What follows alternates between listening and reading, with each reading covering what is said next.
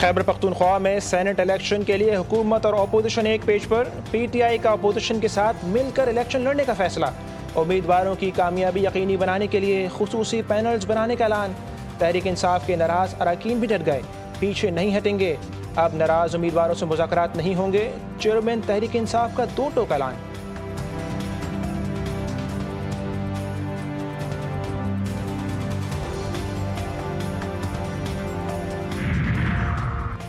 سندھ میں بادل برس پڑے، ٹنڈو لیا، ٹنڈو محمد خان اور گرد و نواح میں آندھی اور تیز بارش، بدین میں طوفانی بارش سے نشیبی علاقے زیر آب، کئی علاقوں میں بجلی کی فراہمی معطل،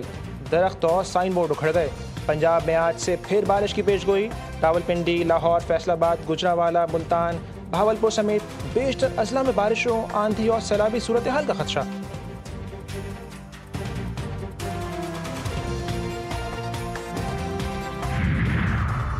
اور اسلام آباد سے جدہ جانے والی پی آئی اے کی پرواز میں تاخیر، اسلام آباد ایئرپورٹ پر مسافروں کا احتجاج، پی آئی اے کاؤنٹر کا گھیراؤ کر لیا، مسافروں کا کہنا ہے کہ کئی گھنٹوں سے ایئرپورٹ پر پڑے ہیں، کھانا دیا گیا نہ پانی۔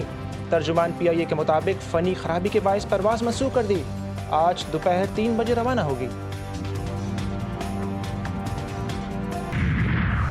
اسپیکر پنجاب اسمبلی کا نااہلی ریفرنس مسترد کرنے کا فیصلہ، ملک محمد احمد خان نے 26 اپوزیشن اراکین کی نااہلی کی درخواستیں مسترد کر دیں۔ اسپیکر پنجاب اسمبلی نے کہا، منتخب رکن کو نااہل کرنا عوام کی آواز چھیننا ہے، اسمبلی میں اختلاف رائے دبایا نہیں سنا جائے، قانون سازی میں خلل سیاسی جماعتوں کی ناکامی ہے۔ وزیراعظم سے پاکستانی کانٹینٹ کریٹر طلحہ احمد کی ملاقات، شہباز شریف کی ڈیجیٹل پلیٹ فارم پر کامیاب کانٹینٹ کی تعریف، وزیراعظم نے طلحہ احمد کو ان کے ٹیلنٹ کے اعتراف میں اعزازی شیلڈ دی، ذاتی طور پر الیکٹرانک ٹیبلٹ بھی دیا۔ پاکستان اور امریکہ کے درمیان تجارتی ٹیرف، ڈیجیٹل معیشت، مصنوعی ذہانت اور کرپٹو میں سرمایہ کاری پر اہم پیش رفت، وفاقی وزیر خزانہ کا امریکہ میں تعمیری اور نتیجہ خیز مذاکرات کامیاب دورہ، محمد اورنگزیب نے کہا کہ آئندہ دنوں میں قیادت کے بیانات میں محنت کی جھلک دکھائی دے گی، دونوں ملکوں کے تعلقات کو نئی سطح پر لے کر جانا چاہتے ہیں۔ پاک فضائیہ نے برطانیہ میں رائل انٹرنیشنل ایئر ٹیٹو 2025 میں 2 ٹرافیاں حاصل کر لیں، JF-17 تھنڈر بلاک 3 نے spirit of the meet trophy اپنے نام کی، C-130 طیارہ کنکورڈ ڈی ایلیگنس بہترین طیارے کے اعزاز سے نوازا گیا۔ ایئر چیف ظہیر احمد بابر سدھو نے کہا، پاکستانی پرچم بلند رکھنا پاک فضائیہ کی پہچان ہے، کامیابی پاک فضائیہ کی پیشہ ورانہ مہارت اور تکنیکی برتری کا ثبوت ہے۔ لاہور کے علاقے شفیق آباد میں 2 گروپوں میں تصادم، ایک دوسرے پر فائرنگ، ڈنڈوں اور پتھروں سے حملہ، جھگڑا پرانی دشمنی اور علاقے میں اثر و رسوخ کے تنازع پر ہوا، شہریوں میں خوف کی لہر، بازار اور دکانیں بند۔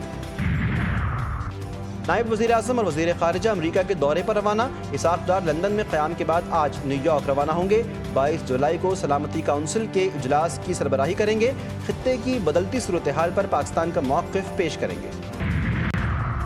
امریکی شہر لاس اینجلس میں ڈرائیور نے گاڑی ہجوم پر چڑھا دی، 30 افراد زخمی، واقعے کی تحقیقات جاری، زخمیوں میں سے 3 افراد زندگی اور موت کی کشمکش کا شکار، 6 کی حالت تشویشناک۔ تعینی فوجیوں نے امدادی مرکز پر جمع بھوکے پیاسے متاثرین پر براہ راست گولیاں برسا دیں، فائرنگ سے 32 فلسطینی شہید، 70 سے زائد زخمی، المواسی، غزہ سٹی، خان یونس، جبالیہ اور دیگر علاقوں میں زمینی اور فضائی حملوں میں مزید 40 فلسطینی جان سے گئے، بڑی تعداد میں خواتین اور بچے شامل۔ امریکہ کی ثالثی میں اسرائیل اور شام کی جنگ بندی پر اتفاق، شامی صدر احمد الشرا نے کہا، شام کو خونریزی سے بچانے، اتحاد اور لوگوں کے تحفظ کے لیے جنگ بندی پر اتفاق کیا۔ سویدا میں شامی فوج کی تعیناتی شروع کر دی گئی، ترکیہ، اردن اور دیگر پڑوسی ملکوں کا امن معاہدے کا خیر مقدم۔ جماعت اسلامی بنگلہ دیش کے امیر شفیق الرحمان جلسے سے خطاب کے دوران گر گئے، کارکنان اور عہدیداروں نے انہیں اٹھایا لیکن چند جملے کہنے کے بعد وہ دوبارہ گر گئے، طبیعت ناساز ہونے کے باوجود امیر جماعت اسلامی نے اسٹیج پر بیٹھ کر اپنی تقریر مکمل کی۔ K2 بیس کیمپ پر برفانی تودہ گرنے کے المناک واقعے میں مقامی کوہ پیما افتخار ستپارہ جاں بحق، 3 غیر ملکی کوہ پیما زخمی، فوری طبی امداد کے لیے بیس کیمپ منتقل کر دیا گیا۔